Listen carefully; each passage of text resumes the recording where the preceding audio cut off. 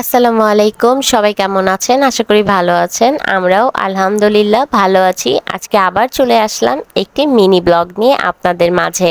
আজকে সকাল সকাল মানহা কিন্তু ভাইয়ের গার্জিয়ান হয়ে এসেছে ভাইয়ের স্কুলে, ভাইয়ের ডিউটি পালন করার জন্য। এখানে মানহা আমরা দুজন স্কুলে এসেছি। মানজারের আজকে 1.5 ঘন্টার পরীক্ষা।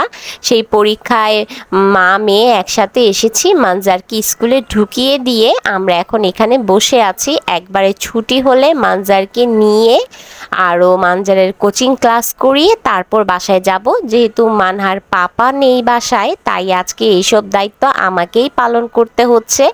ভাবলাম আপনাদের সাথে ছোট্ট করে একটু শেয়ার করে নেওয়া যাক। এখানে আমি মানহার জন্য বক্সে করে বিস্কুট নিয়ে এসেছি, সেই সাথে চিপস নিয়ে এসেছি। এগুলো মানহার খাবার, যেহেতু ছোট মানুষ, ওর একটু পরপর এটা সেটা ওকে দিয়ে ওকে বুঝিয়ে টুঝিয়ে রাখতে হবে, তাই ওর জন্য এগুলো নিয়ে এসেছি। এখন একটা বিস্কুট খাওয়ানোর খুব চেষ্টা করছিলাম। আর মানহাকে নিয়ে এখানে আমি বসেছিলাম গার্জিয়ান রুমে। গার্জিয়ান রুম বলা চলে না, এটা হলো অফিস রুমের সাইড বলা চলে, কারণ এখানে অফিস রুম আর অফিস রুমের বাইরের সাইডটাই হলো এই সাইড যেখানে আমরা বসেছিলাম।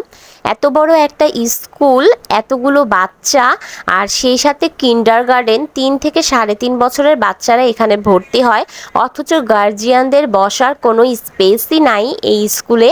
এটা কিন্তু অনেক বেশি খারাপ একটা দিক। যেহেতু একটা 3-3.5 বছরের বাচ্চাকে স্কুলে নতুন নতুন ভর্তি করলেও গার্জিয়ানদের কিন্তু অ্যালাউ করা উচিত, কিন্তু এই স্কুলে গার্জিয়ানদের জন্য কোনো সেরকম সিস্টেম নেই, বরঞ্চ একটি গার্জিয়ান রুম পর্যন্ত নেই।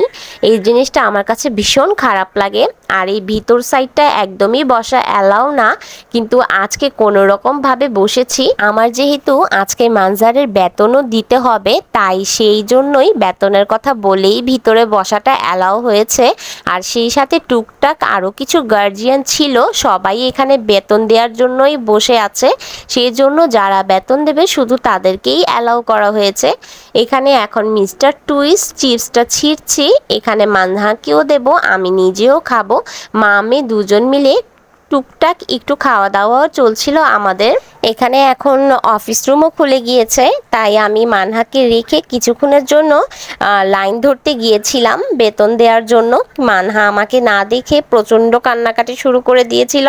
তখন এক গার্জিয়ান মানে এক ভাবি ওকে সামলায়, আর সেই ফাঁকে আমি আমার বেতনটা দিয়ে দেই। এই যে দেখুন, এইভাবেই সবাই অফিস রুম খোলার পর এখানে লাইন ধরে দাঁড়িয়ে যে যার যার বাচ্চার বেতন ক্লিয়ার করে। আমি আমারটা অলরেডি কমপ্লিট করে ফেলেছি। আর আজকে গরম প্লাস রোদও কিন্তু প্রচুর পরিমাণে রোদ। এখানে আজকে বসতে পেরেছি দেখে একটু ফ্যানের বাতাসে ভালো লাগছে। যদি বাইরে বসতে হতো তাহলে কিন্তু একদমই টিকা যেত না। অন্যান্য সময় গার্জিয়ানরা বাইরেই বসে থাকে রাস্তার পাশে, যেটা একদমই অপছন্দনীয় আমার কাছে। হ্যাঁ, এই যে এখানে এখানে এখানে চোখ বন্ধ করো, 2 হাত দিয়ে চোখ বন্ধ করো, 2 হাত দিয়ে চোখ বন্ধ করো, যে এই হাত দিয়ে চোখ বন্ধ করো। বাবু বাবু বাবু বাবু, আবার ফিকবু ফিকবু ফিকবু করো।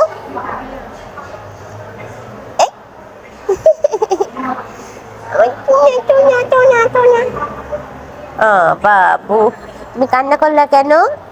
হ্যাঁ,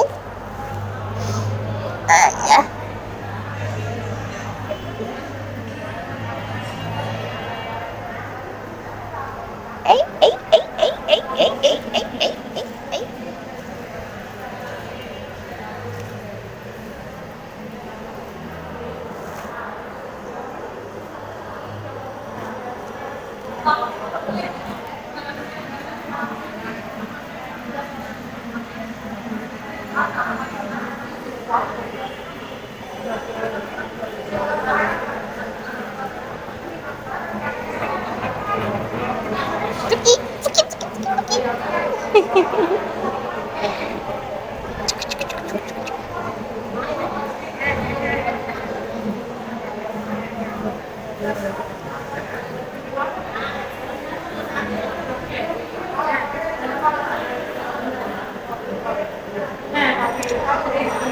নাচে নাচে নাচে নাচে নাচে।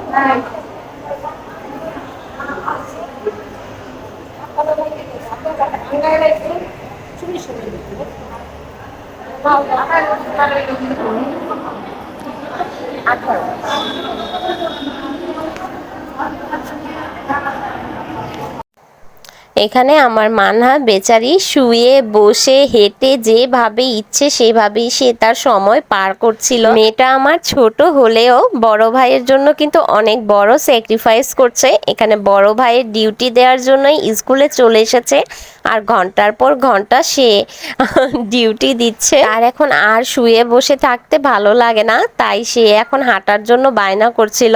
ওর হাত ধরে আমাকে বলছিল ওকে এখানে সেখানে হাঁটানোর জন্য। তো যেই কথা সেই কাজ, আমিও ওকে নিয়ে কিছুক্ষণ এই জায়গাটার মধ্যেই হাঁটি হাঁটি পাপা করলাম। জুতা টুতা খুলে একদম পেরেশান হয়ে গিয়েছে।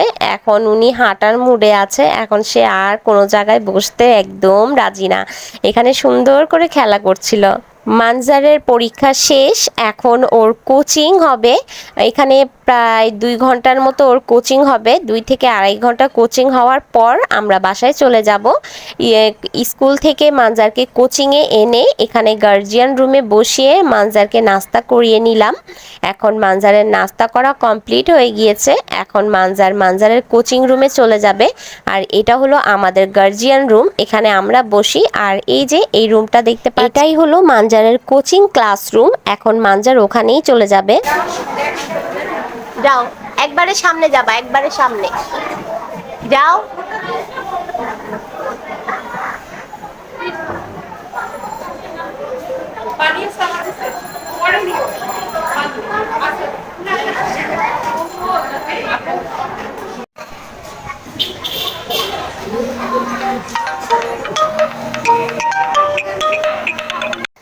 মানহা কিছুক্ষণের জন্য ঘুমিয়ে পড়েছিল আমার কুলে। ওর ঘুম পুরা হওয়ার পর এখনও ঘুম থেকে উঠে পড়েছে। উঠেই এখানে খেলাধুলা করছিল, হাসাহাসি করছিল। আমিও ওর সাথে একটু দুষ্টুমি করছিলাম আর অপেক্ষা করছিলাম যে কখন মানজারের কোচিং ক্লাস শেষ হবে আর কখন আমরা বাসায় চলে যাব। গরমে কিন্তু একদম আমাদের অবস্থা খারাপ হয়ে যাচ্ছে। এখানে মানহাকে আমি অনেক কিছু খাওয়ানোর চেষ্টা করেছিলাম, কিন্তু ও আর কিছুই খেতে রাজি হচ্ছিল না। দেখুন এখানে বেঞ্চের ওপর শুয়ে পড়েছে। এই বেঞ্চের ওপর এতক্ষণ মোবাইল রেখে তারপর শুয়ে শুয়ে মোবাইল দেখছিল। ওর এই মোবাইল দেখার স্টাইল দেখে এখানে সব গার্জিয়ানরা হাসাহাসি করছিল আর ওকে খুব আদর করছিল। প্রত্যেকটা গার্জিয়ানই ওকে অনেক আদর করছিল আর ওর এই সেই কাণ্ড কারখানা দেখে সবাই অনেক এনজয় করছিল। এখানে এখন কার্টুন দেখা শেষ করে জানালার ওপর উঠে পড়েছে। জানালার ওপর এখানে দুষ্টুমি চলছে আর খেলাধুলা চলছে। মানজারের পাপার অনুপস্থিতিতে আমার ঠিক এইভাবেই 2 বাচ্চাকে সামলাতে হয়। মানজারের পড়াশোনা সামলাতে হয়, প্লাস ঘর সংসার সব কিছুই একসাথে সামলাতে হয়। আজকে ভাবলাম একটু ছোট্ট করে আপনাদের সাথে শেয়ার করে নেওয়া যাক, তাই আজকে যতটুকু সম্ভব আপনাদের সাথে একটু হালকা পাতলাভাবে শেয়ার করলাম। যদি ভালো লেগে থাকে আমার এই আজকের মিনি ব্লগটা, তাহলে অবশ্যই একটি লাইক করে দেবেন আর আমাকে সাপোর্ট করবেন, আমার পাশে থাকবেন। আল্লাহ হাফেজ, আসসালামু আলাইকুম।